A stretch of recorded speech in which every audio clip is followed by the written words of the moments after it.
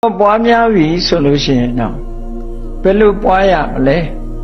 ဣတိပိသောဘဂဝါဣတိပိဆိုတာအကြောင်းကိုရည်ညွှန်းတာသောဘဂဝါကိုယ်စိတ်ထဲမှာသောဘဂဝါငါကြည်ညိုတဲ့ငါကိုးကွယ်တဲ့အဲ့ဒီဗုဒ္ဓမြတ်စွာဘုရားဟာလို့အဓိပ္ပာယ်ရတယ်သောဘဂဝါဆိုတာဒီငါကြည်ညိုကိုးကွယ်တဲ့တလောလကလုံးကလေးစားရတဲ့ဗုဒ္ဓဆိုတဲ့ပုဂ္ဂိုလ်သူမြတ်ဟာဒီနေရာမှာဘဂဝါလို့ခေါ်လိုက်တာကအလွန်လေးစားတတ်တဲ့ပုဂ္ဂိုလ်တွေကိုသုံးတဲ့အိန္ဒိယစကားလုံးတစ်ခုပဲခဏတောင်မှပဲအိန္ဒိယနိုင်ငံမှာဘဂဝါလို့သုံးနေရှိတယ်တကယ်ကြီးမားတဲ့ပုဂ္ဂိုလ်တွေကိုဘဂဝါလို့သုံးတယ်သူတို့နော်အဲ့ဒီဘဂဝါလို့သုံးတဲ့စကားလုံးရဲ့အဓိပ္ပာယ်ကဘာလဲလို့ဆိုရင်ဂုရုကြီးလို့အဓိပ္ပာယ်ရတယ်ဂုရုကြီးထဲမှာပို့ပြီးတော့လေးစားတဲ့ဂုရုကြီးတွေကြတော့ဘဂဝါလို့ခေါ်လိုက်တာသူတို့ဒါအိန္ဒိယနိုင်ငံအသုံးစကားတစ်ခုပဲဘဂဝါဆိုတာအလွန်ကိုကြီးမြတ်တဲ့သူတို့လေးစားရတဲ့ပုဂ္ဂိုလ်အလွန်လေးစားတတ်တဲ့ဂုရုကြီးတွေဒါကြောင့်မို့လို့အထက်ကရာဆရာကဘဂဝါတိဂုရုဒီလိုဖွင့်တာဘဂဝါတိဂရုကရုံဟိလောကေဘဂဝါတိဥစ္စာတိလောကလူတွေကလေးစားအပ်တဲ့ဂုရုတွေကိုဘဂဝါလို့ခေါ်ကြပါတယ်ဆိုတာဒီပါဠိစာပေမှာနေမဲ့ဒီဟာဖွင့်ဆိုပြထားတာရှိတယ်အထက်ကရာကျမ်းတွေဟာအဲ့တိုင်းပဲရေးတယ်နော်ဘဂဝါတိဂရုဘဂဝါတိဂုရုခုခေတ်တောင်းတဲ့ဘဂဝါဆိုတာဂုရုကိုခေါ်ရတဲ့ဂရုဂုရုံဟိလောကေဘဂဝါတိဟောစတိဂုရုကိုလူတွေကဘဂဝါလို့ခေါ်ကြတယ်ဟောဒီအဓိပ္ပာယ်နဲ့ဖွင့်ပြဘာလို့လဲဆိုရင်လောကကြီးတစ်ခုလုံးရဲ့အလေးပြုအပ်တဲ့ပုဂ္ဂိုလ်ဖြစ်တယ်မြတ်စွာဘုရားဟာကိုချင်းသီလနဲ့နိုင်ရှင်ပဲဆိုလဲသူ့ကိုပါတဲ့ပုဂ္ဂိုလ်မပြောနဲ့မှီတဲ့ပုဂ္ဂိုလ်တော့မရှိဘူးတမာတိနဲ့နိုင်ရှင်လိုက်ပြန်ရင်လေဖရာတဲ့တာတဲ့ပုဂ္ဂိုလ်မဆိုထားနဲ့တူတဲ့ပုဂ္ဂိုလ်တော့မရှိဘူးပညာအားဖြင့်လေဖရာတဲ့တာတဲ့ပုဂ္ဂိုလ်ဆိုတာမပြောနဲ့တူတဲ့ပုဂ္ဂိုလ်မပြောနဲ့တာတဲ့ပုဂ္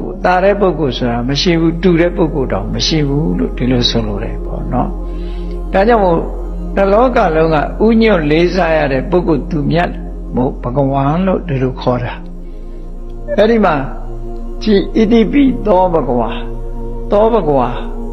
မြန်မာလူတော့အမျိုးမျိုးပြန်ကြတယ်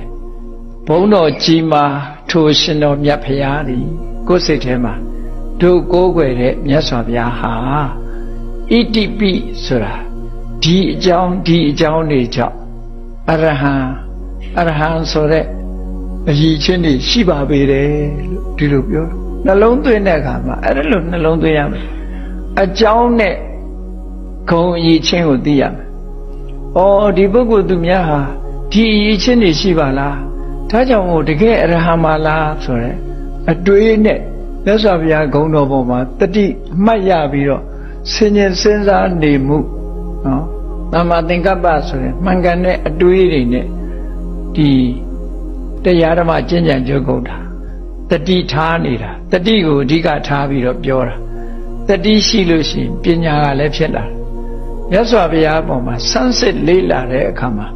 အော်ဒီအကြောင်းတွေကြောင့်ဒီအချက်တွေကြောင့်ဘုရားဟာတကယ်ဘဂဝါပါလားလို့အရဟံပါလားလို့လက်ခံလာတယ်ကျင့်납လာအဲ့ဒီကျင့်납လာသည့်ထိအောင်နှလုံးသွင်းရမှာ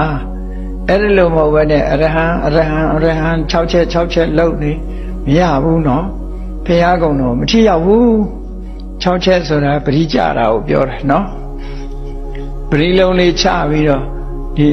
ဂုံတော်ဘလောက်ရွတ်တယ်ဆိုတဲ့အရွတ်ဆိုတာကအလုံးအမဲသားစားဘူးမှာပဲဝါလို့မှမရတာတိတ်ဝမှလည်းမဟုတ်ဘူးနော်အဲ့တော့ဒီမရွတ်ရဘူးတော့မဟုတ်ဘူးအရေးကြီးတာကမြတ်စွာဘုရားရဲ့ဂုဏ်တော်ကိုသိဖို့ကြိုးစားရည်ချင်းကိုသိမှစိတ်ထဲမှာနှစ်ကဖြစ်လာရွရင်နှလုံးသွင်းရင်တော့ကိစ္စမရှိဘူးပေါ့အရေးအတွက်ကဏ္ဍပေါ်မှာစိတ်ရောက်နေလို့ရှိရင်ဘုရားပေါ်မှာစိတ်မရောက်ဘူးအဲ့ဒါကိုယ့်ကိုဆင်ញင်စဉ်းစားကြည့်ပေါ့အဲ့တော့စဉ်းစားရမှာက သောဘဂဝါဣတိပိအရဟံသောဘဂဝါဣတိပိသမ္မာသမ္ဗုဒ္ဓောလို့ပါဠိလိုကြတော့ဒီလိုပြောမြန်မာလိုပြောတဲ့အခါတို့ကိုးကွယ်တဲ့မြတ်စွာဘုရားဟာဒီအချက်တွေကြောင့်အရဟံခုံတော်နဲ့ပြည့်စုံပါပေတယ်လို့စိတ်ထဲမှာသဘောကျလာသည့်ထိအောင်အကျဉ်းချင်းအထက်တတိမပြတ်တတိကပ်ပြီးတော့စဉ်းစားဆင်ခြင်သုံးသပ်နေဖို့လိုတယ်ဒါကိုဗုဒ္ဓနုတ္တိဘာဝနာပွားတယ်လို့ခေါ်တာအဲ့ဒီလိုသာစနစ်တကျပွားမယ်ဆိုလို့ရှိရင်ဂုဏ်တော်ပွားနေတဲ့အချိန်မှာရာဂဒေါသမောဟဆိုတာတွေဖြစ်မှာမဟုတ်ဘူးနော်အမှန်တမ်းကြည်နူးဝယ်ရာတွေစိတ်ထဲမှာจิตတတ်စရာတွေပဲဖြစ်လာပြီးတော့တမာရီရလာမှာဖြစ်ပါတယ်အေးဒါကြောင့်မို့ဘယ်အလုပ်ပဲဖြစ်ဖြစ်စနစ်တကျလုပ်ရမယ်သိလဲသိရမယ်ဘုရားမြတ်စွာရဲ့အဆုံးအမဗုဒ္ဓသာသနာမှာဒီဗုဒ္ဓကိုကိုးကွယ်ကြတဲ့ဒီဗုဒ္ဓဘာသာဝင်သူတော်စင်တွေဟာယုံပြီးတော့မသိရတဲ့ဟာတခုမှမရှိဘူးယုံတာယုံရမှာမဟုတ်ဘူးတကယ်ကိုသိရှိနားလည်အောင်လုပ်ကြရတာဗုဒ္ဓဘာသာမှာတရားနဲ့ပညာဆိုလို့ရှိရင်ပညာကိုအဓိကထားတာ